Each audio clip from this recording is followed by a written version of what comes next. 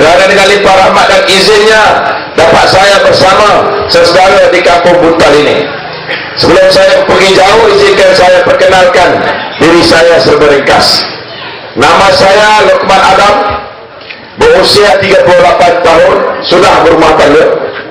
Anak belum ramai, baru 8 orang. 8 orang baru makcik. Jadi 8 orang itu saya nak beritahu ada sejarah dia.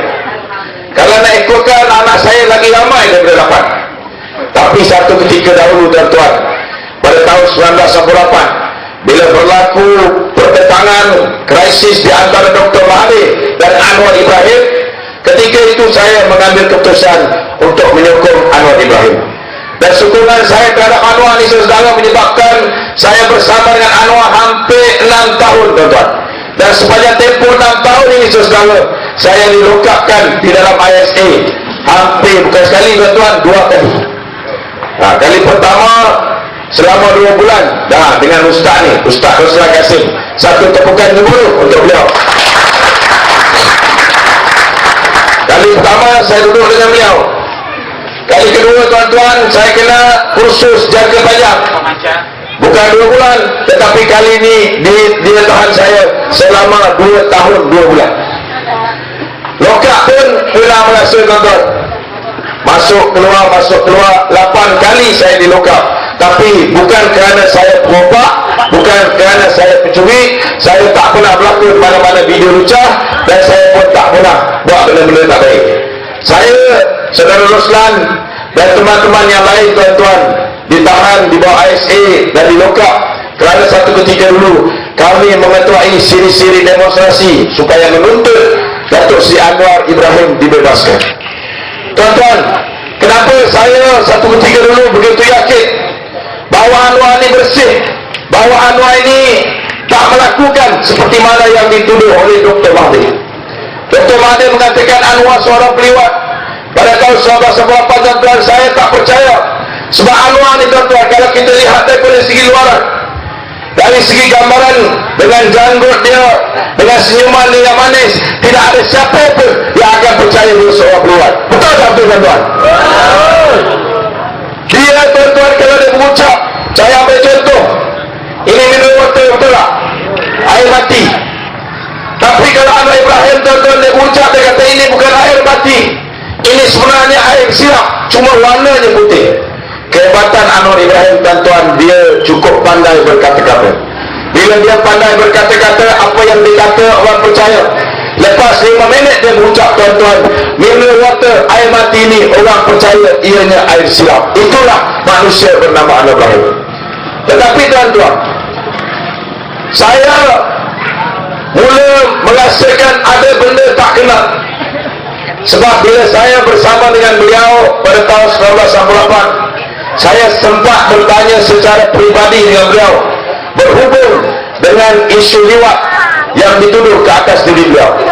Saya tanya dengan dia, saya cakap, Datuk Seri, kenapa Datuk Seri tak sumpah ikut cara Islam? Sebab dalam Islam tuan-tuan, bila kita dituduh dengan tuduhan yang berat, umpamanya tuduhan liwat, tuduhan zina dan sebagainya, kita tuan-tuan bila dah tak ada cara nak buktikan kita tak bersalah, kita dibolehkan untuk bersumpah dengan kalimah wallahi wabillahi watallahi. Betul tak betul tuan-tuan? Dia jawab dengan saya tuan-tuan, dia kata, saya dah tanya dengan banyak ulama nasihatkan saya jangan main dengan sumpah. Saya bukan suruh dia main dengan sumpah, saya suruh dia bersumpah. Sebab sekarang ni tuan-tuan dah 13 tahun rakyat Malaysia, semenjak tahun 1998 sampailah tahun 2011, kita tidak tahu sama ada Anwar buat perkara ini atau tidak. 1998 dia selamat tuan-tuan, sebab tidak ada orang berani bersumpah mengatakan dia dibuat. Tetapi pada tahun 2008 keadaan berubah. 2008 saudara telah muncul seorang yang bernama Saiful Bukhari, telah membuat laporan polis mengatakan dirinya telah diliwat oleh Anwar Ibrahim. Ketika itu tuan-tuan, Nik Aziz, Menteri Besar Kelantan, bukan Menteri Besar Terengganu, bukan Menteri Besar Johor Barisan Nasional tuan-tuan, Menteri Besar PAS sendiri, kawan baik Anwar sendiri, dia tuan-tuan telah mencabar supaya Anwar Ibrahim dan Saiful Bukhari bersumpah dengan kalimah wallahi wabillahi wallahi. Ni Aziz tuan-tuan, bila dia cabar Anwar, dia fikir Anwar tak buat benda ni. Dia begitu yakin kalau dia cabar Anwar untuk bersumpah, Anwar akan sahut cabarannya. Tetapi rupa-rupanya tuan-tuan, Anwar tak berani bersumpah. Saiful Bukhari sahut cabaran. Saiful Bukhari bawa seorang imam jadi saksi, namanya Ramlan Purigi. Imam ni tuan-tuan dibawa pergi ke masjid wilayah Persekutuan, dan di hadapan mimbar tuan-tuan, Saiful Bukhari bersumpah dengan kalimah wallahi wabillahi wallahi, saya bersumpah ya nama Allah pada tanggal 26 hari bulan 6 tahun 2008 dari jam 3:01 petang hingga jam 4:30 petang, Datuk Seri Anwar Ibrahim telah memasukkan anunya itu ke dalam lubang saya. Bukan saya lah, Saiful Bukhari. Lubang saya masih selamat lagi tuan-tuan, belum kena apa-apa. Kalau nak tengok badan pun makcik, Anwar pun tak selera tengok saya makcik. Tapi tuan-tuan, bila mana Saiful Bukhari berani bersumpah, sampai sekarang tuan-tuan kita tunggu Anwar tak berani. Sebab apa dia tak berani tuan-tuan? Sebab apa dia tak berani? Salah. Saya nak tanya sini semua umat Islam kan?